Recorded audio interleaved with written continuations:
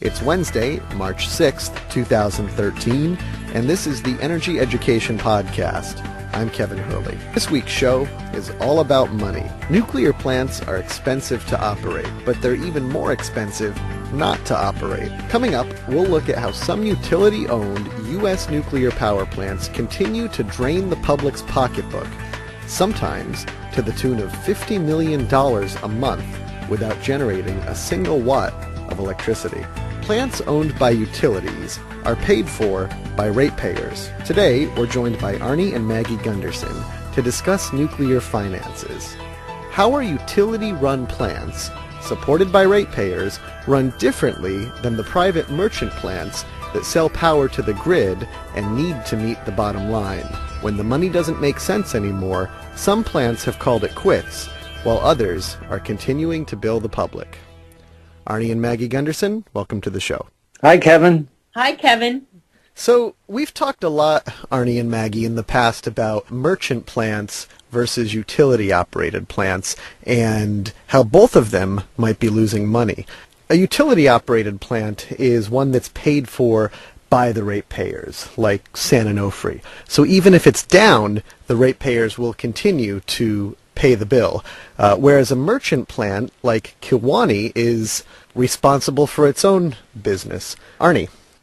Yeah, what happened when all these nuclear plants were built, they were all built by utilities, and that meant that a group of ratepayers all agreed to pay the bills no matter what. But in the 90s, a whole bunch of these nuclear plants got sold to for-profit corporations like Exelon in the Midwest and Entergy in the South and up here in Vermont and Xcel. There's a whole series of companies that went on a buying spree and bought almost half of the nuclear power plants. Each one of those got spun off as a limited liability corporation.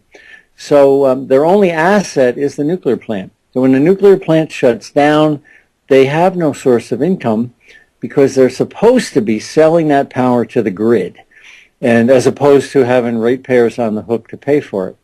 So these merchant plants are beholden only to their stockholders, and when they break, then the stockholders will immediately make a decision, is it worth fixing them, or should we shut them down for good? So the question is, who has to pay the bill? In the utility-run plants, the ratepayers are paying the bill, and in the merchant plants, the stockholders are paying the bill.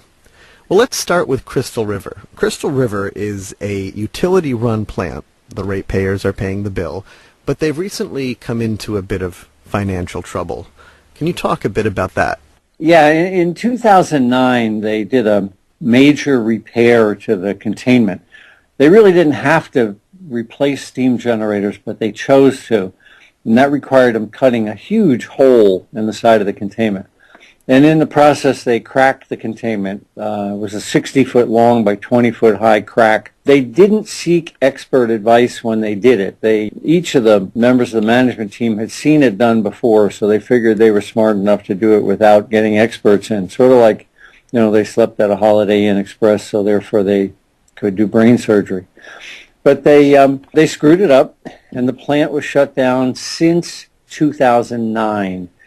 Now, a nuclear plant, you're paying salaries, you're paying guard force, you're paying for all sorts of costs, probably to the tune of $500 million a year just to keep the plant shut down.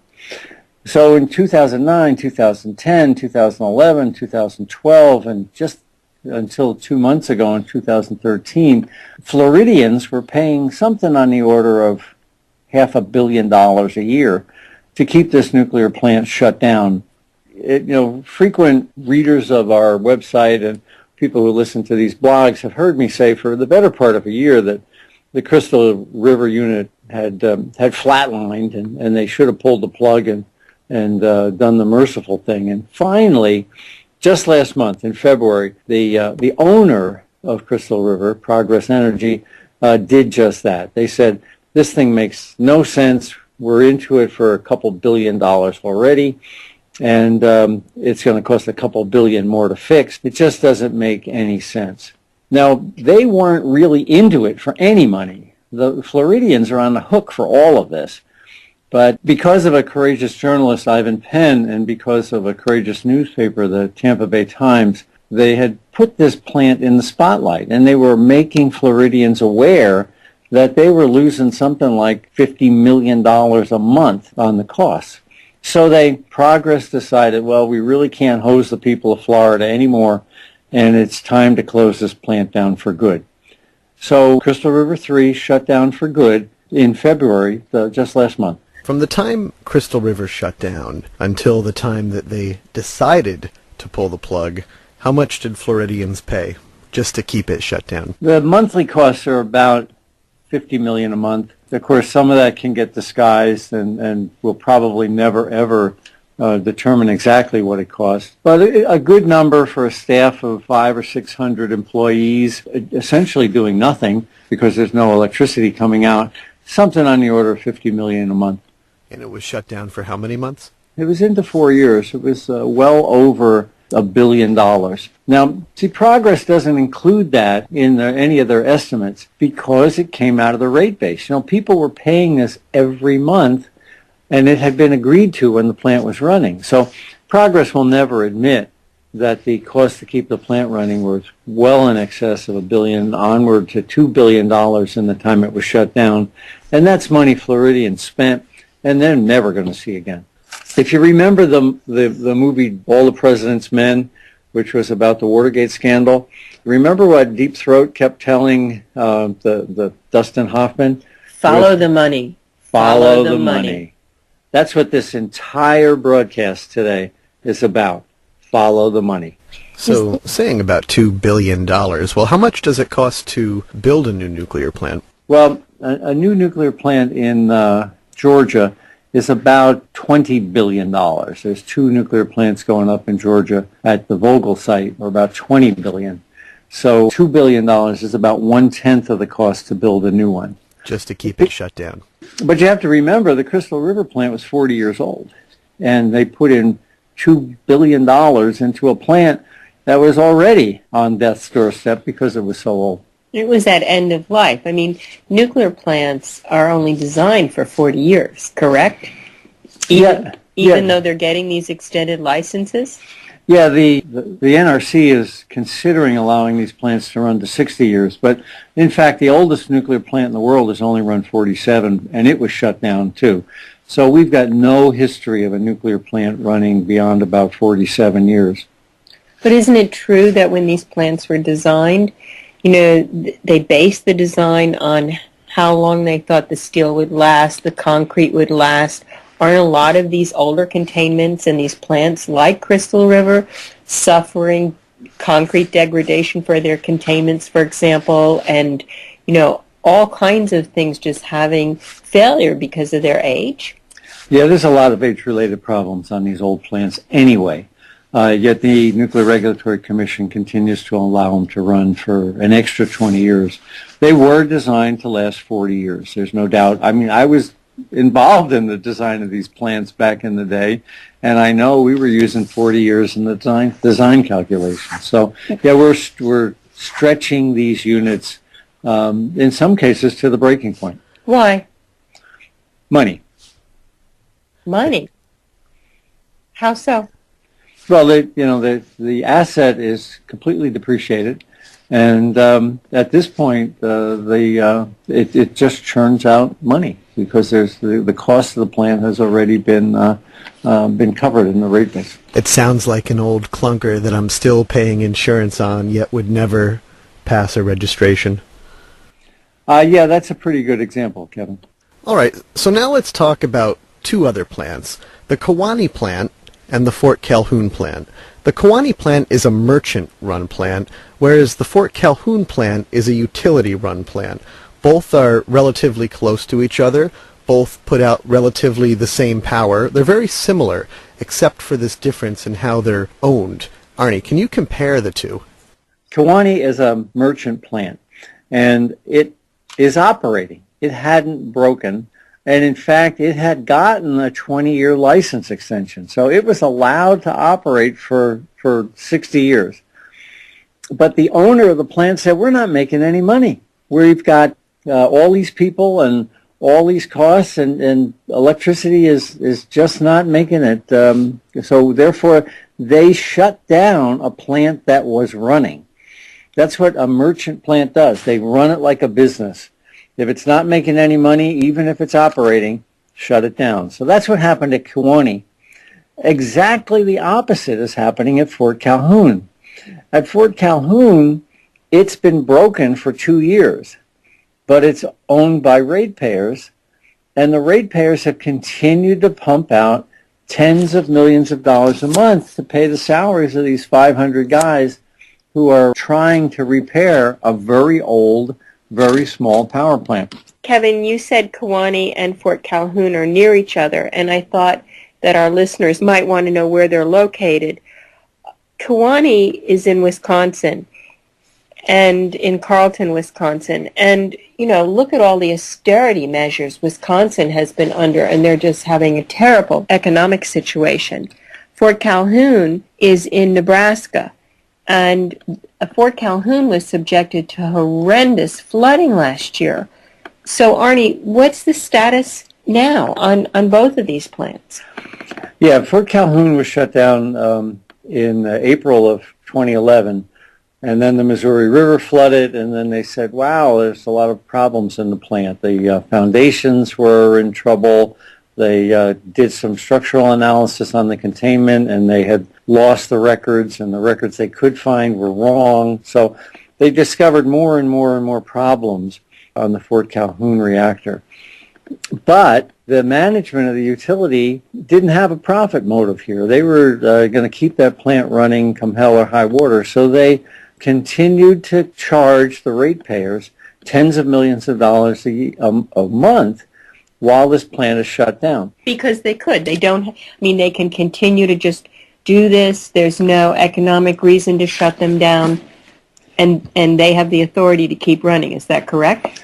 Right. The Fort Calhoun plant is run by a public power district, and the managers in the public power district are very pro-nuclear. So because they don't have a profit motive, and because they are pro-nuclear, they're funneling in tens of millions of dollars a month into a plant that makes no economic sense to run. Fort Calhoun's the smallest plant in the country, under 500 megawatts, and it has a huge staff, more than 500 people. So when you amortize the costs over very little power, the cost per megawatt from Fort Calhoun is astronomical compared to other alternatives.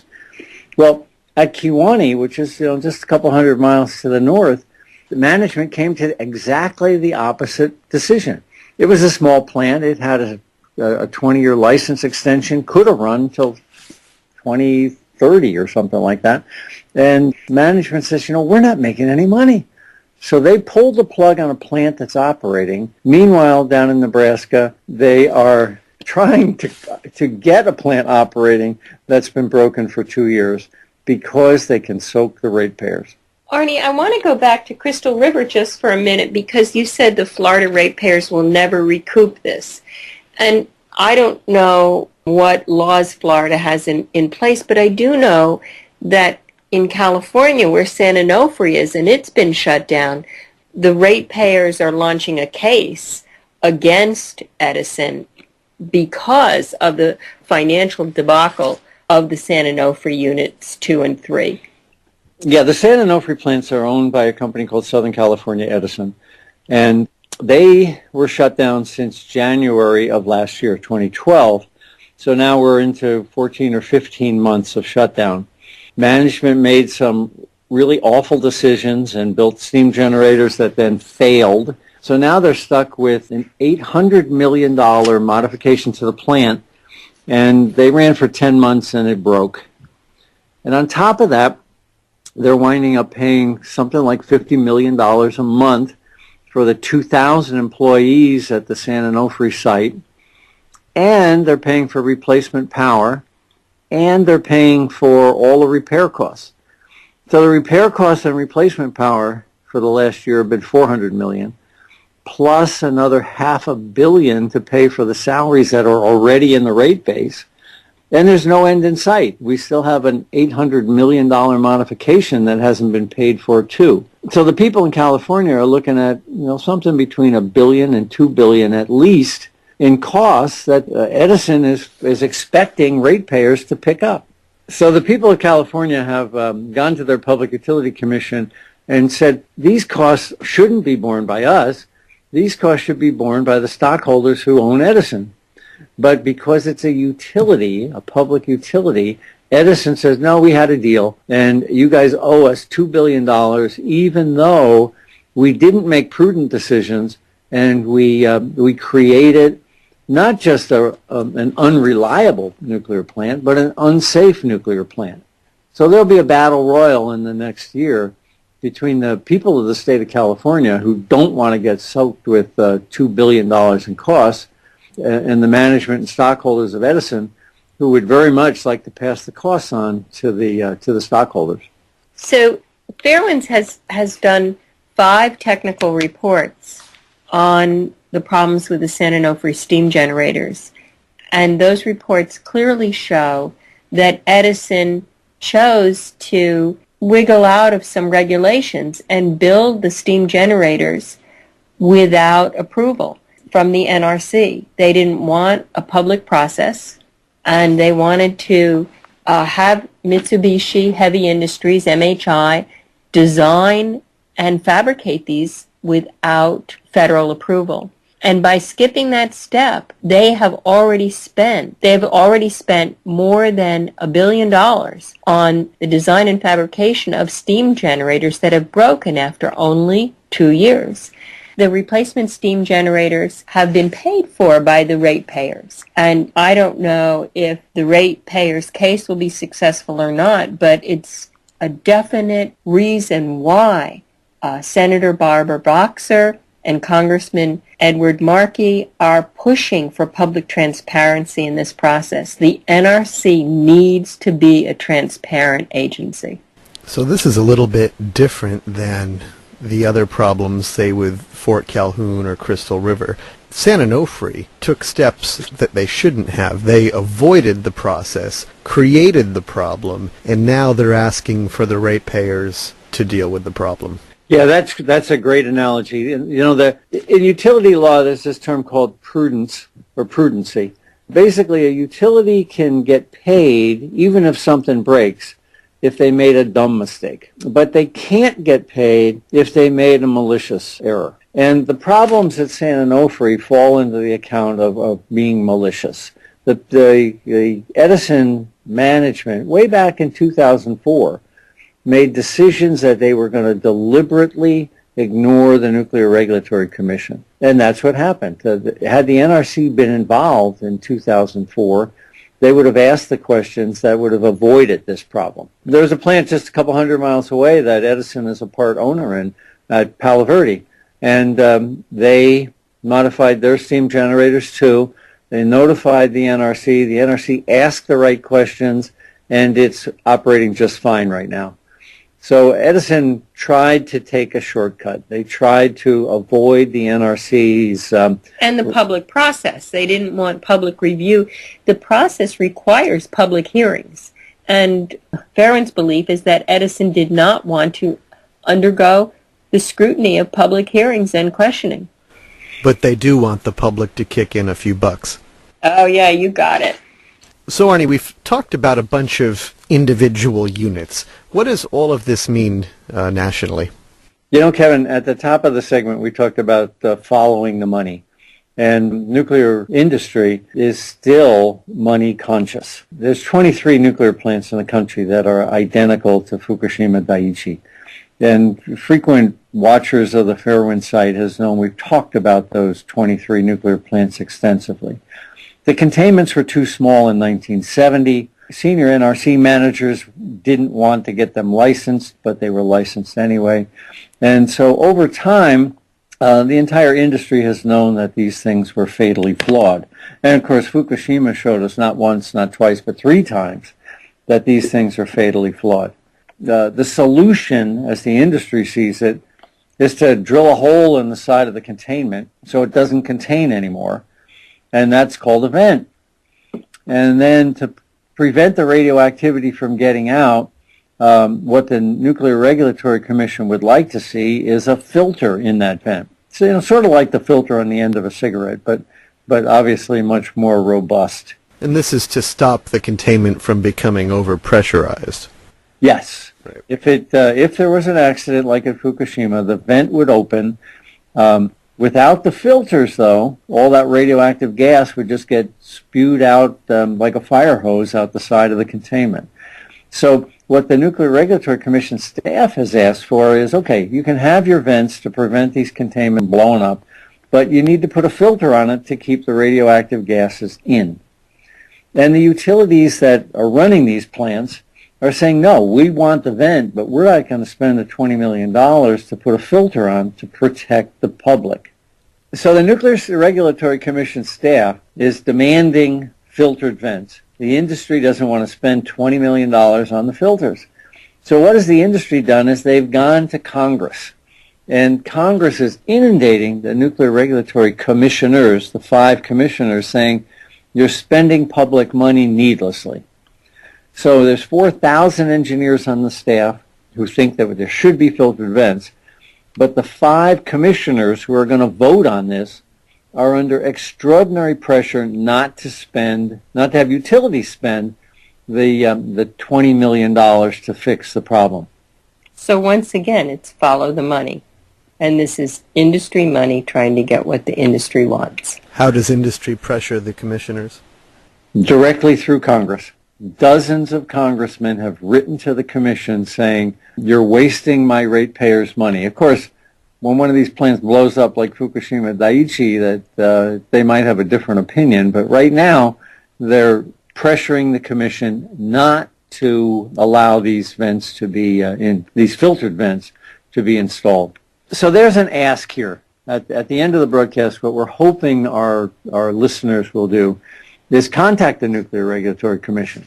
The commissioners' emails are on the website, and write to the 5 commissioners and say, don't cave into nuclear pressure. Our lives are more important than the $20 million the industry doesn't want to spend. So I hope this week, as people listen to this podcast, they'll do just that. Write to the 5 commissioners and get them to demand safety over profits. And that does it for this week's show. To the grid and need to meet the bottom line. When the money doesn't make sense anymore, some plants have called it quits, while others are continuing to bill the public. Arnie and Maggie Gundersen, welcome to the show. Hi, Kevin. Hi, Kevin. So we've talked a lot, Arnie and Maggie, in the past about merchant plants versus utility-operated plants and how both of them might be losing money.